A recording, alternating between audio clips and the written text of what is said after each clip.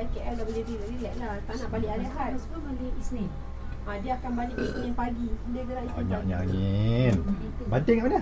Kita tak nak gerak hari Ahad sebab takut hari Ahad tu jalan jam. Bandar Bangkok. Oh, okey. Jumaat gerak pergi Arau. Cari mana orang daripada Bandar Sabtu Bangkok? balik KL. Jumaat hari Ahad tu dia boleh lepak-lepak kat rumah rehat. Oh, stres sangat ni, kerasnya.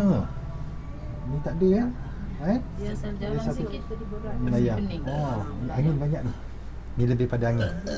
Oh, angin. Allahu Akbar. Terasa sebab baru buat. Ni angin lebih banyak. Badan dah sihat ni.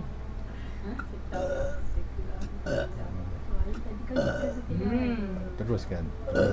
Teruskan. Ni saya pegang tempat poin ni. Okey, sini. Jangan menggigil. Tenang. Okey dah. Sikit-sikit je. Dia dah tukar picit dia dah melompat. Dia sampai atas kan? Turun. Tu dia keluar.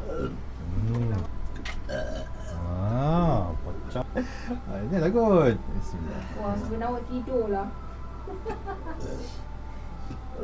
Dia punya tu dah sihat, dah sedap. Dia tengkuk. Teruk. Inilah yang Tak sini kat sini. Okey, dah boleh relax dah. Tadi dia mengelabah, menggigil badan. Betul dia takut.